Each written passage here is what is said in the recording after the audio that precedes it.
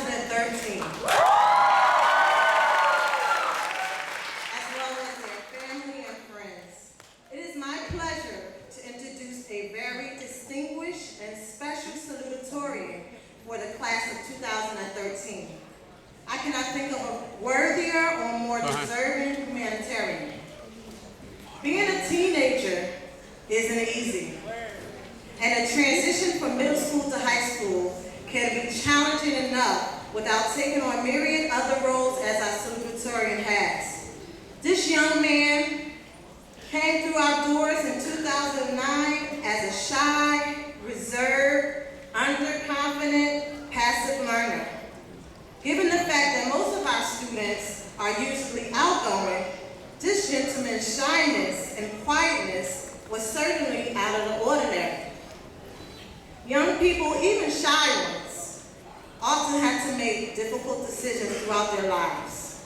They can choose to blend in with the crowd, thereby being untrue to their genuine nature, or they can decide to stand out and be unique and to lead by example.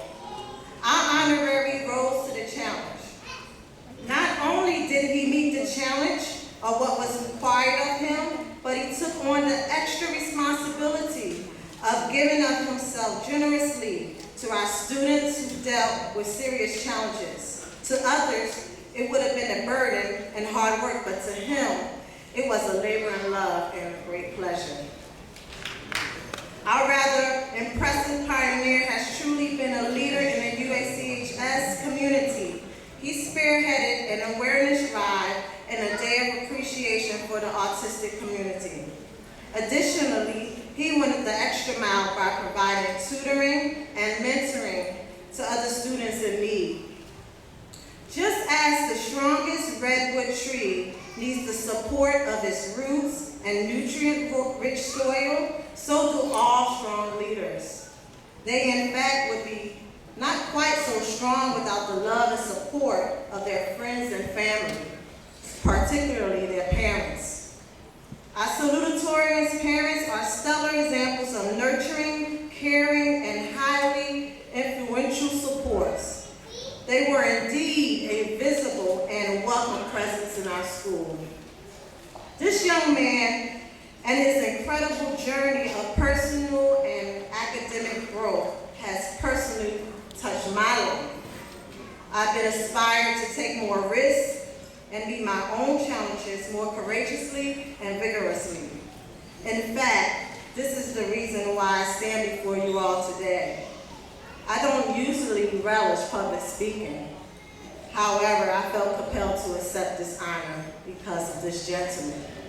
Without further ado, please give a warm welcome to the 2013 Salutatorian of the University Academy Charter High School, Mr. Farhan.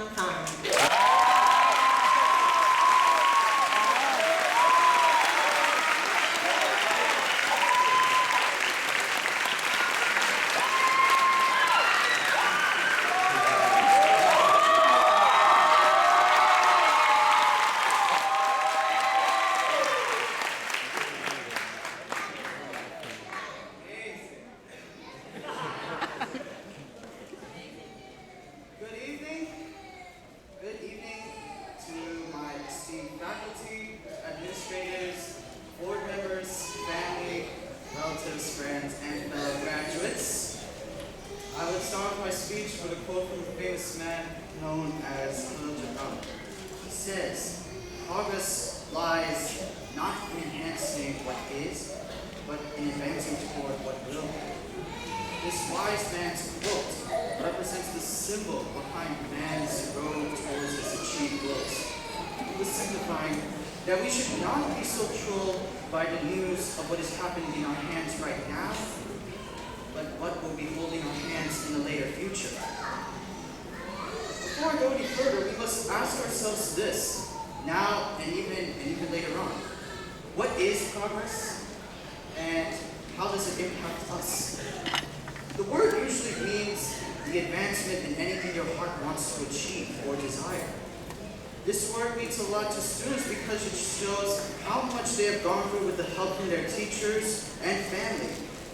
For this known philosopher, when it came to his progression into the nomad he had to gone through trials in Lebanon with his father in jail and in the United States with his family dying from illness. That included his sisters, his family, and his brothers, and his mother. However, he was found by people who recognized his talent in poetry and in the arts. And that changed him to be a poet to the people.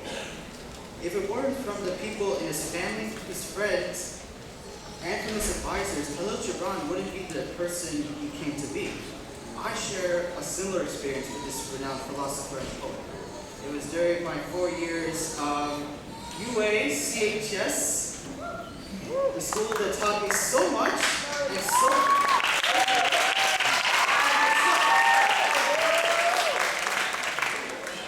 Let me start when I first entered this magnificent school in freshman year. In that year of my lifespan, I was a timid kid who did not really want to fit into an environment apparently so different from all the other schools I've been to. I just continued to work hard on my studies alone and just come home immediately after the school day was done. That's it. However, I started to feel more synergetic and spontaneous, thanks to the support of teachers who recognized my potential to work harder and to think deeper than most students. Because of this innate ability I had, I got Student of the Month nominations and Student of the Year nominations from my teachers who recognized this talent. I began to feel proud but not arrogant, to accept Hamlet but not Macbeth, and to reflect and introspect about life and education. Yet there was this strange qualm I needed to do things by myself, independently, with no additional support. I wanted to be I and not me, manufactured by others. Sophomore year, I embarked my halfway mark with somewhat full confidence because of the honor classes I was assigned to. All of the honor classes I had challenged my intellectual faculties, but in the end, I triumphed like Ernest Hemingway's main protagonist, Old Man Santiago. It was not a fairy tale for me all the way because I did encounter some anxious moments in one class which ironically turned my despair into a resolve and a gift of companionship. A struggle against mathematical equations turned into human compassion, the purest aspect of humanity. Despite my despairs of unimaginable anger and sadness that not even my parents could fathom, they still supported me nonetheless. It was during this predicament that I was not alone after all. I found friends who accepted me as one of their own and had broken my isolated mindset of being alone. In addition, I found a knack for reading and writing, and an appreciation for poetry, thanks to a teacher who pushed me forward to my utmost limits. Next up is junior year. The overall class schedule I had was easy. But there were two classes that, although they did not get me aggravated, but were challenging and defining. I had two noble and wise teachers who provided me with new perspectives on life and how to live on humanistic principles. They both lectured me on how to be accountable for all the work I was required to do. They equipped me with work ethics and intellectual inquiry, and they instilled into me my life goal of becoming a teacher, and like them, and like my one-of-a-kind professor parents. As a teacher, I want to empower young minds to practice lateral thinking, to dismiss ill-gained, media-mediated information, and to discover themselves through introspection or self-examination.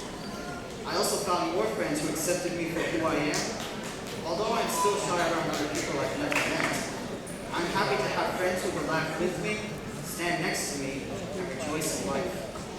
Junior year transformed my resolve and my past identity into a new one. Finally, there was senior year. This was the year where I was going to bid farewell to the school that shaped my identity. In this year, I found an occupation that, thanks to a senior advisor, made me feel like I am a teacher and will become a teacher when I graduate from college.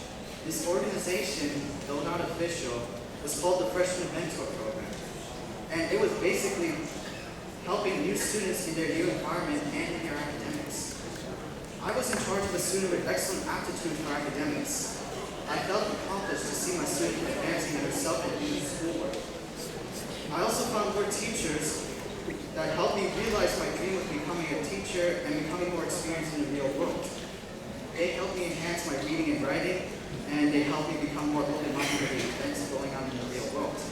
I will never forget both students and teachers, beginning and end, are done for me. In the end, I take my final leave off this grand festival of festivities at University Academy Charter High School. I stand here today, not as the salutatorian, standing in front of the school, but as a fellow student or a brother, saluting fellow graduates on their accomplishments, both now and later on. Nowhere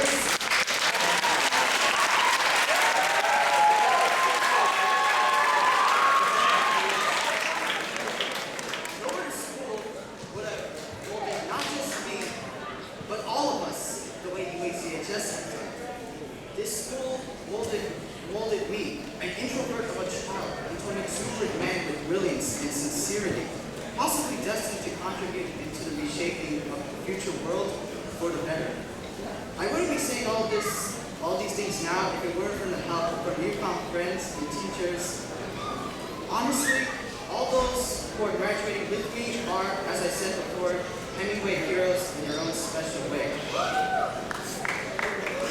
Let me say one quote from a very famous man known as Steve Jobs. Your time is limited, so don't waste it living someone else's life. Don't be trapped by dogma, which is living with the results of other people's thinking. Don't let the noise of others' opinions drown out your own inner voice. And most importantly, have the courage to follow your own heart and intuition. They somehow already know what you truly want to become. Everything else is secondary. And to conclude, sorry, from the bottom of my heart or soul, thank you for what you have done to me.